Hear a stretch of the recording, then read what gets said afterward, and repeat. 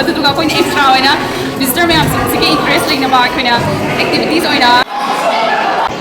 Option ꯃꯔꯤꯁꯤꯗ ꯑꯆꯨꯝꯕ ꯀꯔꯦꯛ answer ꯍꯥꯏꯕ ꯉꯝꯕ ꯃꯤꯗꯣ ꯑꯗ ꯑꯩꯈꯣꯏꯅ ꯍꯧꯖꯤꯛ ꯑꯦꯝ ꯌꯨꯒꯤ ꯑꯣꯗꯤꯇꯣꯔꯤꯌꯝꯗ ꯑꯦꯛꯖꯤꯕꯤꯁꯟ ꯑꯃ ꯇꯧꯔꯤ ꯀꯔꯝꯕ ꯃꯈꯜꯒꯤ ꯑꯦꯛꯖꯤꯕꯤꯁꯟꯅꯣ ꯍꯥꯏꯕꯗꯨ ꯌꯦꯡꯃꯤꯟꯅꯔꯁꯤ ꯑꯗꯨꯒ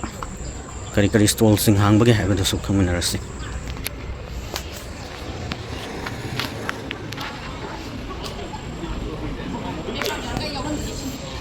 ꯏꯟꯇꯔꯅꯦꯁꯅꯦꯜ ꯃ꯭ꯌꯨꯖꯤꯌꯝ ꯗꯦ 2026ꯒ ꯃꯔꯤ ꯂꯩꯅꯅ ꯄꯥꯡꯊꯣꯛꯄꯅꯤ ꯂꯥꯏ ꯐꯖ ꯐꯖꯕ ꯃꯌꯥꯝ ꯑꯃꯁꯨ ꯎꯕ ꯐꯪꯉꯤ ꯑꯣꯀꯦ ꯁꯣꯝꯗ ꯁꯤꯗꯅꯦ ꯇꯧꯔꯤꯁꯦ ꯑꯣꯗꯤꯇꯣꯔꯤꯌꯝ ꯑꯃꯒꯤ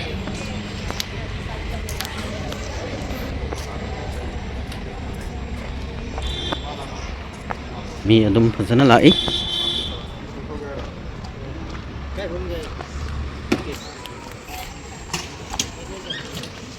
ꯆꯤꯡꯁꯤꯜꯂꯦ ꯃꯅꯨꯡꯗ ꯑꯣꯏꯔ ꯃꯥꯜꯂꯦ ꯃꯅꯨꯡꯗ ꯆꯪꯉꯒ ꯌꯦꯡꯕꯔꯁꯤ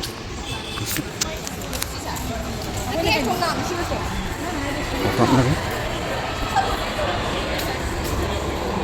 ꯃꯊꯛꯇꯅꯤ ꯍꯥꯏ ꯃꯊꯛꯇ ꯄꯥꯝꯕꯤꯕꯁꯤ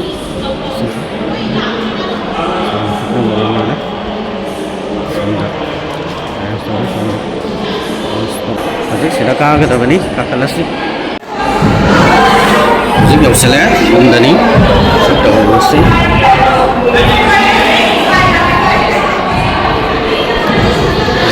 ꯀꯔꯤ ꯁ꯭ꯇꯣꯜꯅꯣ ꯍꯥꯏꯕꯗꯣ ꯈꯔꯗꯤ ꯅꯤꯜꯂꯦ ꯃꯐꯝꯁꯦ ꯚꯤꯗꯤꯑꯣ ꯅꯝꯕ ꯌꯥꯕ ꯅꯠꯇ꯭ꯔꯣ ꯌꯨꯇ꯭ꯌꯨꯕꯀꯤ ꯑꯣꯀꯦ ꯁ꯭ꯇꯣꯜꯁꯤ ꯀꯔꯤꯒꯤ ꯃꯇꯥꯡꯗ ꯍꯥꯡꯕ ꯁ꯭ꯇꯣꯜꯅꯣ ꯍꯥꯏꯕꯗꯣ ꯍꯥꯟꯅ ꯃꯤꯡ ꯍꯥꯏꯕꯤꯌꯣ ꯑꯗꯨꯒ ꯁ꯭ꯇꯣꯜꯁꯤꯅ ꯀꯔꯝꯕ ꯁ꯭ꯇꯣꯜꯅꯣ ꯍꯥꯏꯕꯗꯣ ꯑꯩꯒꯤ ꯃꯤꯡꯅ ꯃꯉꯥꯜꯂꯩꯃ ꯑꯩꯈꯣꯏ ꯁ꯭ꯇꯣꯜꯁꯤꯅ ꯑꯩꯈꯣꯏꯗꯤ ꯀꯩꯅꯣ ꯄꯥꯁ ꯑꯥꯎꯠ ꯁ꯭ꯇꯨꯗꯦꯟꯅꯦꯕꯀꯣ ꯃꯤꯖꯣꯂꯣꯖꯤ ꯁꯥꯇ꯭ꯔ ꯑꯗꯨꯗ ꯑꯩꯈꯣꯏ ꯏꯁꯥꯅ ꯉꯥꯛꯇ ꯁꯦꯝꯖꯕ ꯁꯤꯒꯨꯝꯕ ꯀ꯭ꯔꯣꯁꯦꯠꯀꯤ ꯑꯥꯏꯇꯦꯝꯁ ꯕꯨꯛꯃꯥꯔꯛ ꯀꯩꯀꯥ ꯄꯣꯁꯀꯥꯔꯠ ꯀꯩꯀꯥ ꯑꯗꯨꯝ ꯈꯔꯗꯤ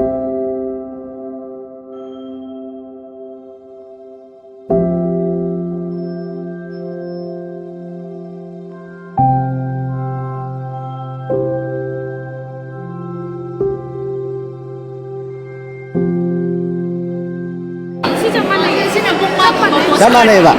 ꯑꯄꯨꯟꯕꯅꯦꯕꯀꯣ ꯑꯣꯀꯦ ꯑꯣꯀꯦ ꯁꯤꯁꯨ ꯑꯗꯨꯝ ꯄꯨꯜꯂꯤꯅꯦꯕꯀꯣ ꯑꯣꯀꯦ ꯑꯣꯀꯦ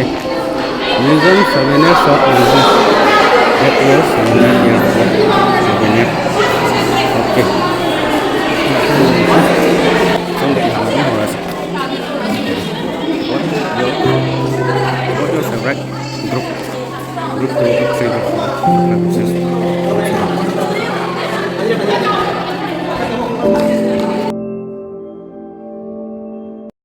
ꯑꯩꯈꯣꯏꯒꯤꯁꯦ ꯀꯩꯅꯣꯁꯤ ꯃ꯭ꯌꯨꯖꯤꯌꯝ ꯗꯦꯒ ꯃꯔꯤ ꯂꯩꯅꯅ ꯑꯩꯈꯣꯏꯒꯤ ꯑꯦꯛꯖꯤꯕꯤꯁꯟ ꯑꯃꯗꯤ ꯁꯤꯒꯤ ꯑꯩꯈꯣꯏ ꯃ꯭ꯌꯨꯖꯤꯌꯝꯒꯤ ꯀꯩꯅꯣꯒꯤ ꯑꯩꯈꯣꯏ ꯃꯅꯤꯄꯨꯔꯒꯤ ꯃ꯭ꯌꯨꯖꯤꯌꯝ ꯀꯩꯀꯥꯁꯦ ꯁꯤꯕꯨ ꯌꯣꯛꯈꯠꯅꯕ ꯀꯩꯅꯣ ꯇꯧꯅꯕꯒꯤꯗꯃꯛꯇ ꯑꯦꯛꯖꯤꯕꯤꯁꯟ ꯎꯠꯂꯒ ꯑꯩꯈꯣꯏꯒꯤ ꯁꯥꯇ꯭ꯔꯁꯤꯡ ꯑꯦꯝ ꯑꯦꯒꯤ ꯁꯥꯇ꯭ꯔꯁꯤꯡ ꯗꯤꯄ꯭ꯂꯣꯃꯥꯒꯤ ꯁꯥꯇ꯭ꯔꯁꯤꯡꯁꯤꯅ ꯑꯩꯈꯣꯏꯒꯤ ꯍꯥꯏꯗꯤ ꯃꯣꯏꯅ ꯉꯝꯖꯕ ꯇꯦꯂꯦꯟꯁꯤꯡꯗꯨ ꯎꯠꯆꯔꯒ ꯎꯠꯊꯣꯛꯑꯒ ꯑꯗꯩ ꯑꯦꯛꯖꯤꯕꯤꯁꯟ ꯃꯌꯥꯝꯗ ꯂꯥꯛꯏꯕ ꯗꯤꯒꯅꯤꯇꯔꯤꯁ ꯃꯌꯥꯝꯗꯁꯨ ꯑꯩꯈꯣꯏ ꯃꯅꯤꯄꯨꯔꯒꯤ ꯁꯨꯃꯥꯏꯅ ꯑꯥꯔꯠ ꯀꯜꯆꯔꯁꯤꯡꯁꯦ ꯃꯣꯏꯗ ꯎꯠꯅꯕ ꯑꯗꯨꯒꯨꯝꯕ ꯈꯨꯗꯣꯡꯆꯥꯕ ꯃ꯭ꯌꯨꯖꯤꯌꯝ ꯗꯦꯁꯤꯒꯤ ꯃꯔꯤ ꯂꯩꯅꯕ ꯈꯨꯗꯣꯡꯆꯥꯕꯁꯤ ꯂꯧꯔꯒ ꯑꯗꯨꯒꯨꯝꯕꯒꯤ ꯊꯧꯔꯥꯡꯗ ꯁꯤꯟꯖꯕꯅꯤ ꯁꯤꯒꯤ ꯀꯩꯅꯣꯗ ꯌꯦꯛꯄꯤ ꯈꯣꯠꯄꯤ ꯇꯧꯔꯤꯁꯤꯅ ꯀꯩꯒꯤ ꯃꯇꯥꯡ ꯑꯣꯏꯗꯣꯏꯅꯣ ꯁꯤꯁꯤꯗꯅꯦ ꯑꯩꯈꯣꯏꯁꯦ ꯒ꯭ꯔꯨꯞ ꯇꯔꯨꯛ ꯊꯣꯛꯅ ꯈꯥꯏꯗꯣꯛꯆꯔꯦꯗꯅ ꯃꯣꯏꯅ ꯁꯦꯝꯖꯕ ꯀ꯭ꯔꯥꯐ ꯑꯣꯏꯔꯣ ꯐꯣꯇꯣꯒ꯭ꯔꯥꯐꯤꯕꯨ ꯑꯣꯏꯔꯣ ꯑꯗꯨꯒꯨꯝꯕ ꯃꯌꯥꯝꯗꯣ ꯃꯌꯥꯝꯒꯤ ꯃꯣꯏꯅ ꯌꯦꯡꯕꯤꯔꯒ ꯒ꯭ꯔꯨꯞ ꯇꯔꯨꯛꯇ ꯌꯦꯡꯕꯤꯔꯒ ꯃꯣꯏꯅ ꯑꯄꯥꯝꯕ ꯍꯥꯏꯗꯤ ꯐꯦꯚꯣꯔꯥꯏꯠ ꯒ꯭ꯔꯨꯞꯇ ꯈꯜꯂꯒ ꯚꯣꯠ ꯇꯧꯔꯒ ꯀꯩꯅꯣ ꯇꯧꯔꯒ ꯐꯥꯔꯁ ꯇꯥꯔꯛꯄꯁꯤꯡꯗꯨꯗ ꯑꯩꯈꯣꯏꯅ ꯁꯥꯔꯇꯤꯐꯤꯀꯦꯠꯀꯨꯝꯕ ꯄꯤꯖꯔꯒ ꯑꯉꯥꯡꯁꯤꯡꯁꯤꯒꯤ ꯃꯣꯏꯒꯤ ꯑꯦꯄ꯭ꯔꯤꯁꯤꯌꯦꯁꯟ ꯃꯣꯏꯒꯤ ꯏꯟꯀꯔꯦꯖ ꯇꯧꯕꯤꯕ ꯑꯗꯨꯒꯨꯝꯕ ꯇꯧꯅꯕꯒꯤꯗꯃꯛꯇ ꯇꯧꯖꯕꯅꯤ ꯊꯦꯡꯛ ꯌꯨ ꯌꯥꯝ ꯀꯥꯟꯅꯕ ꯊꯧꯗꯥꯡꯅꯤꯀꯣ ꯃꯥꯅꯦ thank you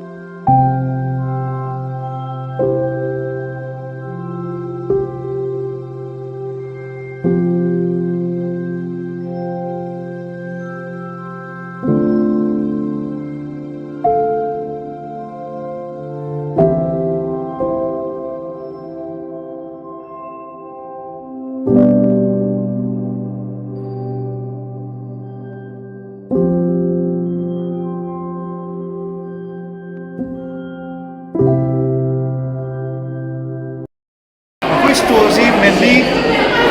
photographic print based tawbako aduna sesta picture isi akoi Manipuri community da akoi Maitai community sida angang dagina ahan boki larakpa stage me amdo koi child psychology ki matuna sesta loinamak define tawzare aduga exhibition ka akoi topic ki ka international museum de da magi kamai to wa ma tawsi ki description sida laisare aduga sida only best stages nipan sigi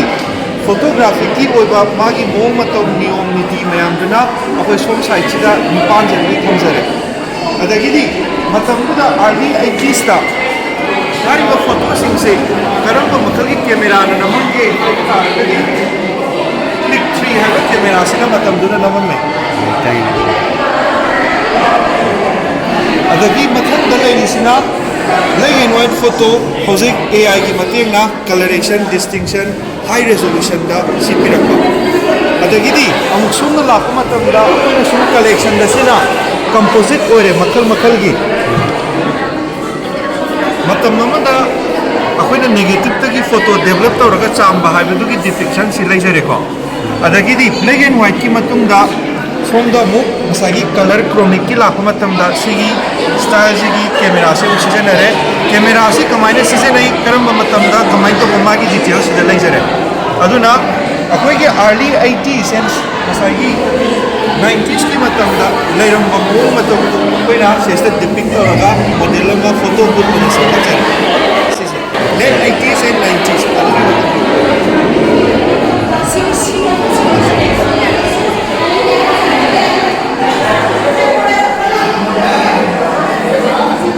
Thank you. Yam na aizare sum okay thank you so much So jigi mata se kenone akoi ki group sina group number 7 so jigi team jina mangal chingba bolex piari adu akoi ki keno se traditional game and sport haina som da lakire sida traditional game and sport haina sida nei bane akoi keno je topic se adu akoi na main oina police se sago gangjai ne thang ta ne yubi lakine pa ado keno ki atai ju khomjan traditional game and sport yam na budi leiba ado akoi ki hojiki keno jida di collection to bo jida di ahum se khatang ngam bani na ahum se khatang to ba ado projector to ga kapthe magi video je record che koina footage sing je khara khomjan jaraga ado mai to jabani ado somna na story keno se object sing je sida display to thong ba sida na yana bagi thang yana na ba thang ado sizna thang ani yana bagi mi ani na yana bagi fighting thang aduga sidana chungoi le ni sidana laiting thang le ni laiting thang sina kai na hai matamda koi ki so upada display to boda khujeng gumba leiba adagi yam na to boda fighting ni na ta bido adung bagi adai ta la ni chungla ni smaina thang da gi makon ma che smaina ba thamjaba aduga kaino dana sago kangjai gi dana sago kangjai ni sana bai kangjai smaina ba thamba aduga magi kangru mani smaina waru dagi saba kangru mani sa smaina thamjaba aduga yubilapi di akoi collection je magi di khazana collection to bokda bani na yubi se ta kaino to be mena na thamba aduga photo collection am som photo collection sina women polo association women polo gi da kapho bane original photo copy na tane sina women photo kaino da kapa women polo kaino gi da polo khana bagi da kakba aduga somna na thang ta gi da ta khoksa bagi smaina ta paraga sum pa ba smaina ama capture khoina aduga display to jabane aduga sidana thang saina ba hojike mamang da haje gi ba thang yana bagi da aduga thang yana be da smaina display to jabane adu sago kangjai gi kaino da haje ga ju kangjai je makhalani ri su gi ba akoina khangjaba da adu sago kangjai do amaduna sago ko nga sana ba da kapa sisina la harau ba gi kaino da sana ba da sina ba kangjai du ne ba ado maibina natraga maibina dum sana ba adugi lailam thopa gumba kangai thopa gumba da sana ba do sige kano jina kangjai jina oi ne bang sai ye mai bi ki nuti kano ki koi pha ni bi ba gi do adu da magi kano je smaina leiba adu yubilapi gi leire adu ba koina yubilapi gi jeju kano da yok sang matam da sana gi ba da gi loksan ja ho bane adagi si sina kano gi koina display oina model oina thamba gi damakta sum ka ki ba photo oina thank you thank you okay ya Kasi exhibition si kamari din na ako gi pamsari ba stall sina indigenous craft of Manipur ꯑꯩꯈꯣꯏꯒꯤ ꯇꯣꯄꯤꯛꯁꯤꯗ ꯑꯩꯈꯣꯏꯅ category ꯑꯍꯨꯝ ꯊꯣꯛꯅ ꯈꯥꯏꯗꯣꯛꯆꯔꯦ weaving category ꯑꯗꯨꯒ art and category ꯑꯗꯨꯒ ꯑꯣꯔꯅꯥꯃꯦꯟꯠꯁ ꯁꯨꯃꯥꯏꯅ ꯑꯗꯨꯒ ꯑꯩꯈꯣꯏ ꯍꯧꯖꯤꯛ ꯀꯩꯅꯣ ꯋꯤꯚꯤꯡꯁꯤꯗ ꯈꯨꯠꯁꯥꯅ ꯈꯨꯠꯅ ꯑꯣꯏꯅ ꯂꯣꯟꯕꯒꯤ ꯋꯥꯒꯨꯝꯕ ꯀꯦꯟꯒꯨꯝꯕ ꯁꯤꯖꯤꯟꯅꯔꯒ ꯑꯗꯨꯃꯥꯏꯅ ꯈꯨꯠꯅ ꯁꯥꯅ ꯂꯣꯟꯕꯒꯤ ꯑꯩꯈꯣꯏ ꯕꯥꯁꯀꯦꯠ ꯋꯤꯒꯤ ꯈꯔ ꯐꯤꯉꯥꯏꯔꯨꯛ ꯑꯗꯒꯤ ꯉꯁꯥꯏꯒꯤ ꯃꯔꯤꯡ ꯖꯥꯇꯤꯅ ꯁꯤꯖꯤꯟꯅꯕ ꯕꯥꯁꯀꯦꯠ ꯑꯗꯨꯒ ꯂꯨꯛꯃꯥꯏ ꯑꯁꯨꯃꯥꯏꯅ ꯇꯧꯗꯅ ꯉꯁꯥꯏꯒꯤ ꯋꯤꯚꯤꯡ ꯀ꯭ꯔꯥꯐꯁꯤꯗ ꯊꯝꯈ꯭ꯔꯦ ꯕꯦꯝꯕꯨꯒꯤ ꯄ꯭ꯔꯗꯛꯁꯤꯡꯗ ꯑꯗꯨꯒ ꯅꯦꯛꯁꯇ ꯂꯥꯛꯏꯁꯤꯅ ꯑꯥꯔꯗꯟ ꯄꯣꯠꯀꯤ ꯁꯔꯨꯛꯅꯦ ꯑꯥꯔꯗꯟ ꯄꯣꯠꯁꯤꯗ ꯑꯩꯈꯣꯏꯅ ꯈꯪꯒꯠꯂꯤꯁꯦ ꯑꯩꯈꯣꯏ ꯃꯩꯇꯩꯅ ꯁꯤꯖꯤꯟꯅꯕ ꯑꯗꯨꯃꯥꯏꯅ ꯇꯧꯗꯅ ꯃꯐꯝ ꯃꯐꯝꯒꯤ ꯇꯣꯉꯥꯟ ꯇꯣꯉꯥꯟꯕ ꯑꯩꯈꯣꯏꯒꯤ ꯅꯨꯄꯤꯒꯤ ꯑꯟꯗ꯭ꯔꯣꯒꯤ ꯑꯗꯨꯒ ꯆꯥꯏꯔꯦꯟ ꯑꯃꯗꯤ ꯈꯣꯡꯖꯥꯎ ꯑꯍꯨꯝ ꯃꯔꯤꯁꯦ ꯑꯗꯨꯃꯥꯏꯅ ꯑꯩꯈꯣꯏꯅ ꯗꯤꯁꯄ꯭ꯂꯦ ꯇꯧꯖꯕꯅꯦ ꯑꯗꯨꯗꯨꯒ ꯑꯣꯔꯅꯥꯃꯦꯟꯠꯁꯇ ꯂꯥꯛꯏꯁꯤꯅ ꯒꯣꯟꯁꯥꯡ ꯀ꯭ꯌꯥꯝꯂꯤꯛꯄꯥꯡ ꯑꯃꯗꯤ ꯈꯨꯔꯨꯜ ꯍꯧꯖꯤꯛꯀꯤ ꯍꯥꯏꯔꯤꯕ ꯈꯨꯔꯨꯜꯁꯤꯅ ꯑꯩꯈꯣꯏ ꯀꯩꯅꯣ ꯖꯥꯇꯤꯒꯤ ꯃꯔꯤꯡ ꯖꯥꯇꯤꯅ ꯁꯤꯖꯤꯟꯅꯕ ꯑꯗꯨꯃꯥꯏꯅ ꯇꯧꯗꯅ ꯉꯁꯥꯏꯒꯤ ꯀꯦꯇꯦꯒꯣꯔꯤ ꯑꯍꯨꯝꯁꯦ ꯈꯟꯒꯠꯂꯒ ꯇꯧꯖꯕꯅꯦ ꯑꯗꯨꯗꯨꯒ ꯑꯩꯈꯣꯏꯅ ꯑꯦꯛꯁꯇ꯭ꯔꯥ ꯑꯣꯏꯅ ꯚꯤꯖꯤꯇꯔ ꯃꯌꯥꯝꯁꯤꯡꯁꯤꯒꯤ ꯏꯟꯇꯔꯦꯁ ꯂꯩꯅꯕ ꯑꯩꯈꯣꯏꯅ ꯑꯦꯛꯇꯤꯚꯤꯇꯤꯁ ꯑꯣꯏꯅ ꯍꯦꯟ ꯑꯣꯟ ꯑꯦꯛꯇꯤꯚꯤꯇꯤ ꯍꯥꯏꯇꯥꯔꯦꯀꯣ ꯕ꯭ꯔꯦꯁꯂꯦꯠ ꯁꯥꯕꯒꯨꯝꯕ ꯑꯃꯗꯤ ꯅꯥꯆꯣꯝ ꯁꯥꯕꯒꯨꯝꯕꯁꯦ ꯇꯧꯔꯝꯃꯤ ꯑꯗꯣ ꯍꯧꯖꯤꯛꯄꯨꯗꯤ ꯚꯤꯖꯤꯇꯔ ꯃꯌꯥꯝꯅ ꯂꯣꯏꯅ ꯂꯧꯕꯤꯈ꯭ꯔꯦ ꯁꯥꯕꯤꯈ꯭ꯔꯦ ꯑꯗꯣ ꯍꯧꯖꯤꯛꯇꯤ ꯂꯣꯏꯁꯤꯜꯂꯛꯑꯦ ꯑꯁꯨꯃꯥꯏꯅ ꯇꯧꯗꯅ ꯉꯁꯥꯏꯒꯤ ꯑꯩꯈꯣꯏꯅ ꯍꯧꯖꯤꯛꯀꯤ ꯀ꯭ꯔꯥꯐꯁꯦ ꯑꯁꯤꯁꯤꯗ ꯑꯩꯈꯣꯏꯅ ꯉꯁꯤꯒꯤ ꯁꯥꯒꯠꯂꯤꯕ ꯃ꯭ꯌꯨꯖꯝꯒꯤ ꯊꯤꯝꯁꯤꯗ ꯑꯩꯈꯣꯏ ꯍꯥꯏꯅꯤꯡꯉꯤꯁꯦ ꯀꯔꯤꯅꯣ ꯍꯥꯏꯔꯀꯥꯟꯗ ꯃꯩꯇꯩ ꯅꯠꯇ꯭ꯔꯒꯅ ꯇ꯭ꯔꯥꯏꯕ ꯍꯧꯖꯤꯛ ꯃꯅꯤꯄꯨꯔꯁꯤꯗ ꯂꯩꯔꯤꯕ ꯇꯣꯉꯥꯟ ꯇꯣꯉꯥꯟꯕ ꯐꯨꯔꯨꯞꯁꯤꯡꯁꯦ ꯁꯤꯁꯤꯒꯤ ꯇꯣꯉꯥꯟ ꯇꯣꯉꯥꯟꯕ ꯀꯜꯆꯔꯦꯜ ꯑꯥꯏꯗꯦꯟꯇꯤꯇꯤ ꯃꯌꯥꯝ ꯂꯩꯕ ꯁꯨꯃꯥꯏꯅ ꯇꯧꯗꯅ ꯉꯁꯥꯏꯒꯤ ꯃꯣꯏꯒꯤ ꯃꯥꯡꯈꯤꯒꯗꯧꯔꯕ ꯖꯦꯅꯦꯔꯦꯁꯟ ꯇꯨ ꯖꯦꯅꯦꯔꯦꯁꯟ ꯈꯪꯗꯔꯛꯏꯕ ꯃꯈꯣꯏꯒꯤ ꯀꯜꯆꯔꯦꯜ ꯑꯥꯏꯗꯦꯟꯇꯤꯇꯤ ꯃꯌꯥꯝꯁꯤꯡꯁꯦ ꯑꯩꯈꯣꯏꯅ ꯃ꯭ꯌꯨꯖꯝꯁꯤꯗ ꯊꯝꯃꯒ ꯉꯁꯥꯏꯒꯤ ꯃꯣꯏꯒꯤ ꯇꯨꯡꯒꯤ ꯐ꯭ꯌꯨꯆꯔꯒꯤꯗꯃꯛꯇ ꯇꯨꯡꯒꯤ ꯁ꯭ꯇꯗꯤꯒꯤꯗꯃꯛꯇ ꯑꯩꯈꯣꯏꯅ ꯃꯥꯡꯗꯅꯕ ꯌꯣꯛꯈꯠꯆꯕꯅꯤ ꯃꯥꯏ ꯄꯥꯛꯄ ꯑꯣꯏꯕꯤꯌꯨ ꯍꯧꯖꯤꯛ ꯍꯥꯏꯈꯤꯕ ꯄꯣꯠꯂꯝꯁꯤꯡ ꯑꯗꯨꯅꯤ left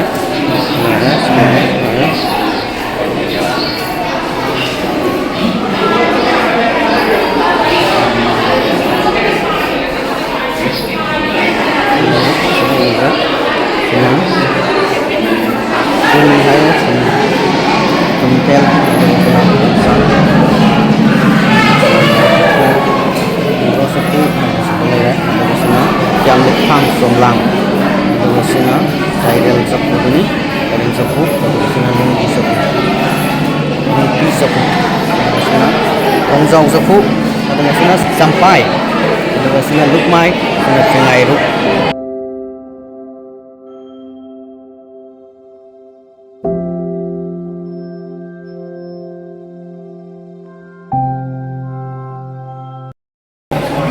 There's blocks of Hoi Akhoibi motif.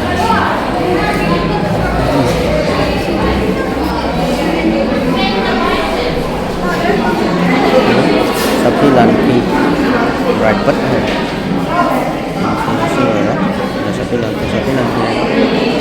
sudah sarapa asli masak Malay nak dapat us berkelohat dan spear motif sang है इसना मोरंग सीजन है इसना leirum phi aduga sina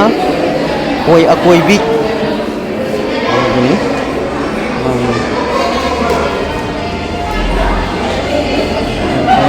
aduga sina khamen sappa hai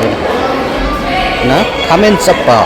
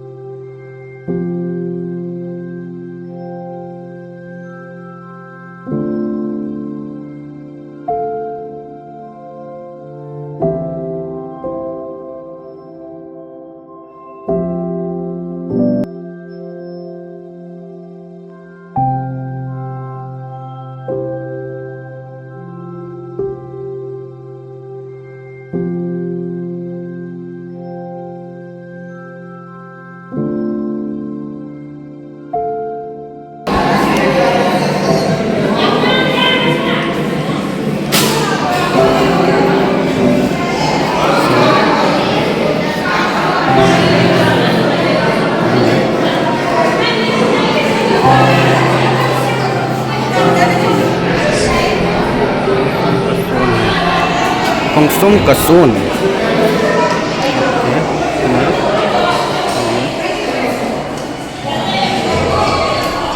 private ka zone or kakilan fee.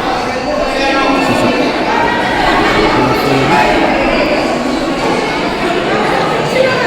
Isang.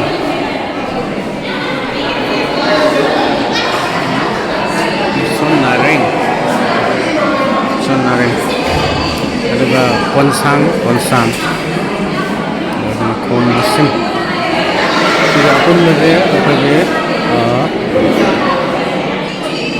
Adalah ya. Na kamfa funi. Kuna haura.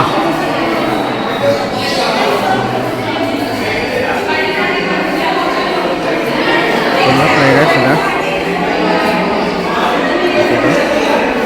Sina museum sudah uniting divided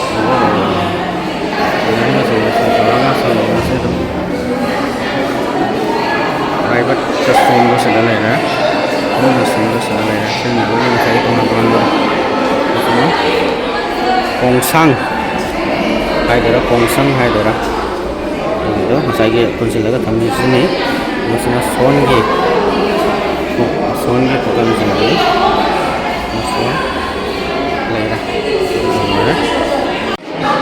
jam fazana sinle selezo thang tagi to China bagi masak adum utle tadiga to display to go koi Sida koina spin tawdune ba spin tawu matamda sida pizai ben number je question number mamne ba question je sida bithok le jale jare question number 1 2 3 4 5 6 question taruk sida option amamam option mari loi lei done ba option mari sida achumba correct answer haiba ngamami do koina Manse ko na riwang thanda mayam gi activity entertainment program ai try di mi na once tang to okay ai zo try to ya bra ya se okay try to ko yam kui no man ngi ma dai ni sida tar ko number 2 ki question hang doi na ba brother na answer ai bi question number 1 se Sago Kangjai Hariba Karamba Ningthogi Haptaktagi Horakhiwagi Sago Kangjai Sanabase Karamba Ningthogi Haptaktagi Horakhiwagi and Sida Piba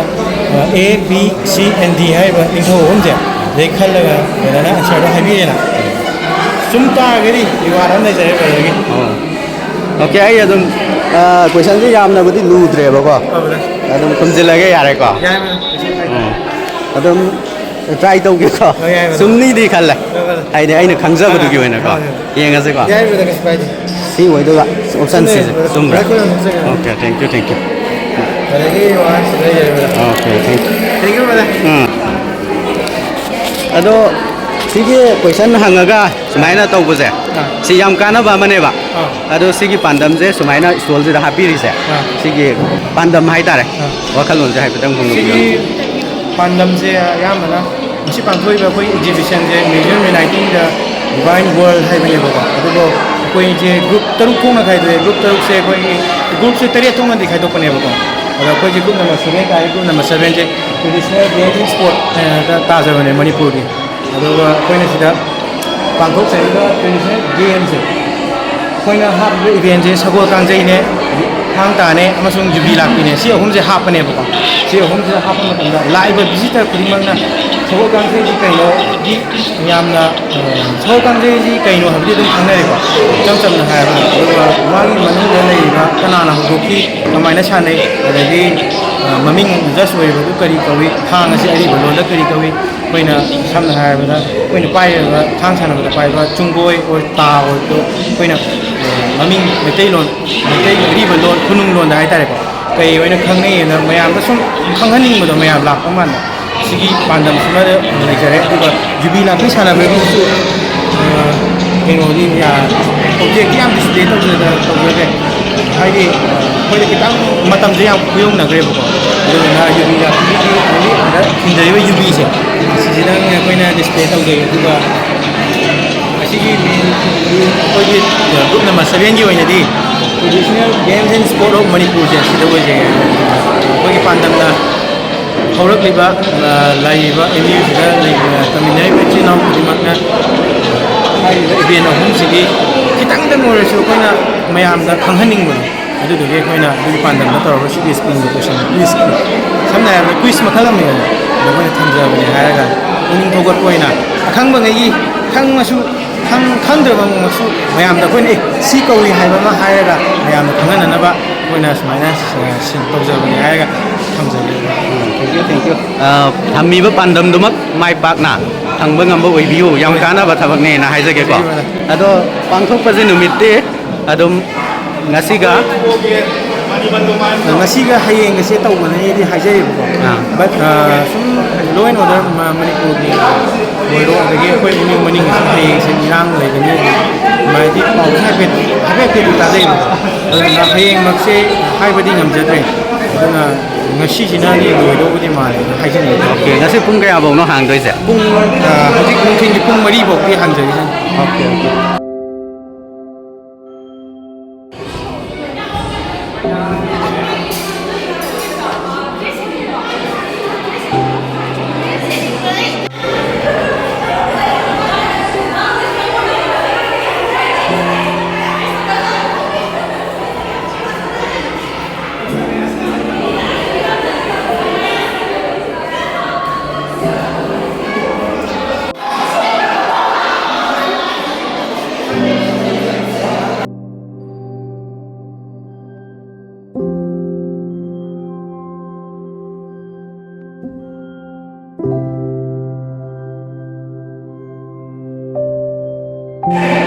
ꯑꯁꯨꯝꯅ ꯆꯥꯎꯔꯥꯛꯅ ꯂꯣꯏꯁꯤꯜꯂꯒ ꯍꯧꯖꯤꯛ ꯐꯪꯁꯟꯁꯤꯁꯨ ꯂꯣꯏꯁꯤꯟꯗꯧꯔꯦ